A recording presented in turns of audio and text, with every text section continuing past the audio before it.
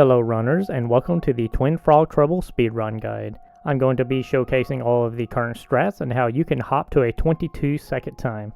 And with that, let's go ahead and get started. As always, you can customize your button assignments for your controller. In order to do this, you will need to go to your system settings, go up to accessibility, go down to controllers, go to custom button assignments for DualSense wireless controller, and then you will need to enable custom button assignments.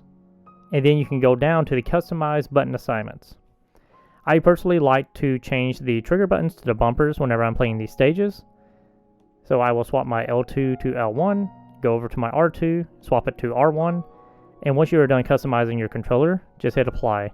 This is what I prefer, but just kind of play around with it, figure out what you like, and use what's best for you. Also, I have done 2 videos with the frog power-up, so I will not be explaining how it works in this video. If you are interested in how it works, I recommend going and watching my spring-loaded run tutorial video. It explains some of the techniques that I use in this run. The first part of this run is the conveyor section. We will need to deal with a spinning flame mechanism and of course the conveyor belt itself. One thing to note is that the flame mechanism and conveyor belt does not start moving until you jump over this cactus. Our run begins at the starting ribbon, so we want to start on the far left side of this ribbon, and as we make our way toward the flame mechanism, we need to land on the corner of this piece of ground, and then we need to jump directly from it to the conveyor. Before the stage begins, we need to make sure that we're running in as straight of a line as we possibly can toward that corner to save as much time as we possibly can. What I like to do is before the stage begins and I'm still at the starting ribbon, I like to use the head and arm of this cactus, and I like to put the corner of that little piece of land right in between it. If I do this, then I know I'm taking as straight of a line as I possibly can. Once the stage begins, just run in a straight line toward this cactus and jump over it. The timing window for jumping over this cactus is actually very generous, so you should have no trouble getting over it. Once you jump over the cactus, just do a mid-air spin and a hover until you land on this corner. And when you land on this corner, immediately jump and turn slightly to the left so that way we can get to the conveyor belt.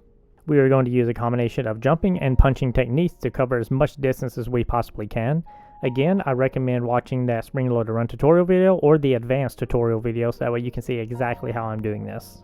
What you need to do is a frog punch in the middle of each of your jumping techniques. So for example, as you can see in this video, I do a jump and then a frog punch, hover, frog punch, a mid-air spin, and then a last frog punch so that way I can barely make it onto this conveyor belt. As I am making this long jump, in order to make sure that I'm covering the most distance possible and getting the best line, what I like to do is I like to aim for this little purplish mushroom thing sticking out of the poison bog. And if you go right over the top of it, you should barely make it onto this conveyor belt, which is exactly what you want. Also, if you notice when I was doing that long jump, that whenever I did the mid-air spin, I actually continued to hold the square button to charge the spin attack. It just makes doing this next section a little easier. As soon as you land on the conveyor belt, you need to immediately jump. This conveyor belt is moving in the opposite direction of you, so the longer you stay on it, the more time you will lose. If you can get your jump just perfect, you can actually jump immediately and it won't push you back at all. After you jump, you will need to do a hover and then try to land on the very edge of this next conveyor belt that's coming up. I like to watch Astro, and just as Astro reaches the peak of his hover, I stop hovering and then I let go of the spin as well and then do both my frog punches so that way I can start doing the spinning attack. This is so that way I can break the boxes as early as I possibly can. This is very important because even after you break them all, there will be an invisible barrier for a little bit until the platform with the trampoline settles. If you are finding doing the frog punches along with the jumps is too complicated, there is another route you can take which is slightly slower, but also completely eliminates having to do any frog punches. What you do is from the same corner that you jumped from before, you just need to jump to this corner of the conveyor belt using a combination of a mid-air spin and a hover. It is important that you land roughly around where the curve of this conveyor belt is, because if you try to go any farther, you will just slip off and die. The reason this works is because the corner of the conveyor belt actually sticks out a little farther, so you actually have a little more room to land on something. Once you land on this corner, all you have to do is another mid-air spin and a hover. Make sure to charge your spin as well on this one so that way you can release it and destroy the boxes ahead of you. This is about 3 frames slower, or about 0.050 seconds. Once you land on this trampoline, there are 2 routes you can take. You can take the long jump route, which requires a lot of precise inputs with the punches and jumping techniques. And then there is a slightly easier route, which will lose you a little bit of time. I will explain the complicated one first, and then I will explain the easier route second. So if you're going to do the long jump, as I stated before, you'll need to use a combination of the frog punches and jumping techniques. When trying to do this jump, there is one important rule, and it is that height is more important than distance. Don't be fooled by this jump trying to go as far as you possibly can, because if you don't have the correct height, you will never have a chance to try to make it to this pogo. To begin, we need to get as close to the pogo as we can before starting. So the first thing we need to do is land as far back on the trampoline as possible. This will close as much distance as we possibly can before we have to start doing all the frog punches between jumping techniques. Once you land on the trampoline, do a frog punch at the peak of Astro's jump, and then you will need to do a hover and then a frog punch at the peak of the hover, and then do a mid-air spin and then a frog punch after that, and then after a short delay do another frog punch just so you can latch onto the pogo above you and swing from it. An important thing to note is while you're trying to do this succession of tricks in mid-air while making this jump, it is very important that you do not let Astro fall at any point, or this could absolutely ruin your chances of trying to latch onto this pogo. Remember, maintaining maximum height is more important than the distance. If you find that jump too difficult, there is a slightly easier and slightly slower route that you can take instead. Once you land on the trampoline, you will need to do a well-timed mid-air spin and a hover to land on the corner of this platform ahead of you. There are two different types of jumps from this corner. There is what most everyone will get, which is the normal jump, and then there is the perfect edge jump. If you can get the perfect edge, which is basically just landing perfectly on the edge and then immediately getting to jump, this is about 5 frames faster than landing normally on the platform. Lastly, the difference between doing the perfect jump and the long jump is that the long jump is a little faster, which is about 3 frames or 0.05 seconds faster. The next section of this course is the swinging and pogo section. This section will cover everything up to the final platform of the stage.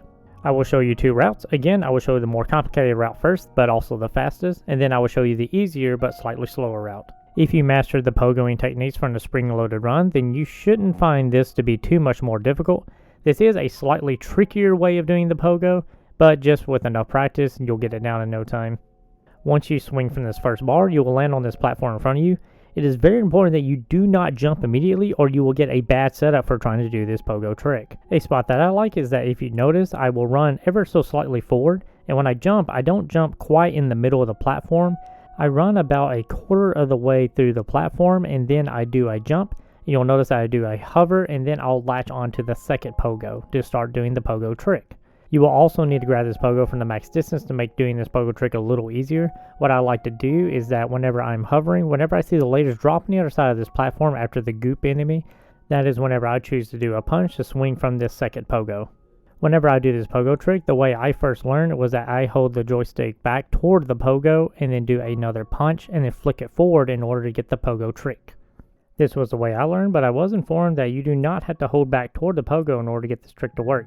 An easier alternative is just before you swing all the way across to the pogo, at the same time point your left stick to the top left and do your second punch and then immediately push it forward again. If you find this trick too difficult, then the alternate route would be to just swing normally from this pogo and then go around the left side of this po here. Once you do, you can just start swinging across all 3 of these pogos, making it to the finish line. Just try to be careful of your timing or you could run into the flames. One thing I like to do is a small hover between each swing to make sure that I do not run into the flames that are spinning around. If you choose to take this route, this will lose you about 20 frames or roughly 1/3 of a second, which is 0.333 seconds.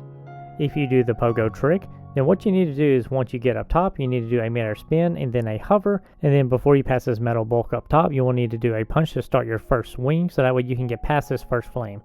In order to get past this first flame, you need to get max distance from this first pogo, so I recommend practicing this section a lot to figure out what is the max distance that you can actually reach from.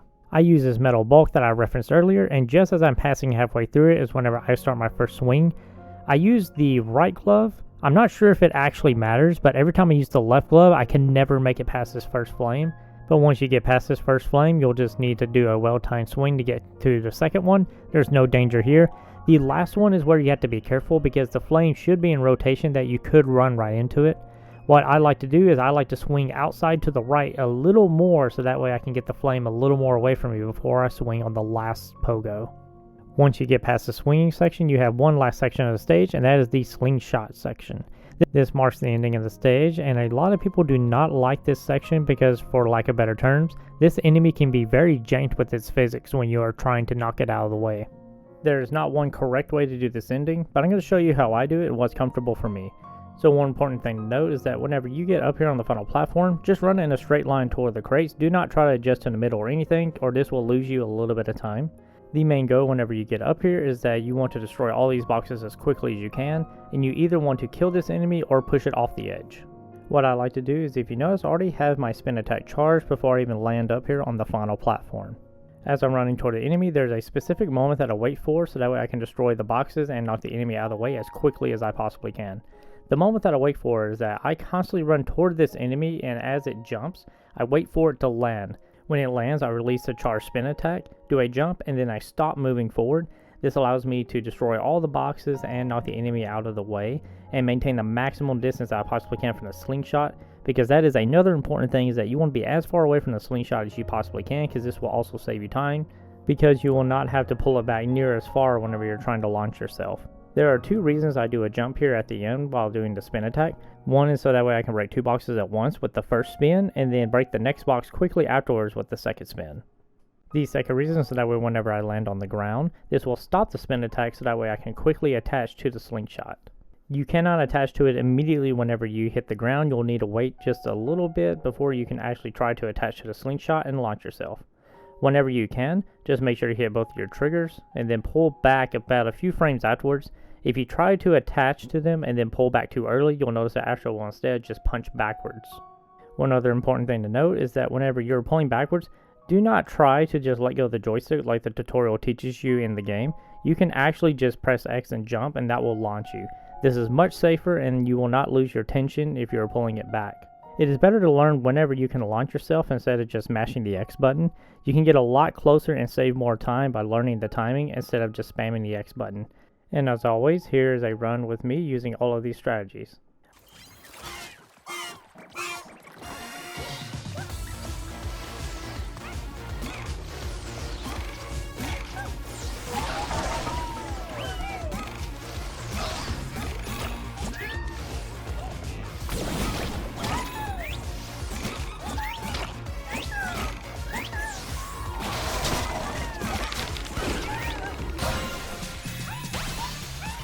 I hope you enjoyed the video, and hopefully it helped clarify some things if you've been trying this on your own. Hopefully I can get more tutorials out and faster than what these have been, since strategies for each stage are starting to solidify. I didn't want to do it too early because strategies kept changing and the optimal route kept changing as well. If you want to see me do some of these runs live, make sure to follow me on my Twitch channel. If you need additional help, you can always feel free to join my Discord, or you can join the official Astrobot Speedrun Discord from Speedrun.com. That is where you'll find the latest strategies and most of the other world top players who are willing to help anyone and everyone that actually wants to try to get their times as low as possible. I hope you enjoyed, I hope this tutorial helps you, and I will see you in the next video. Good luck with your runs.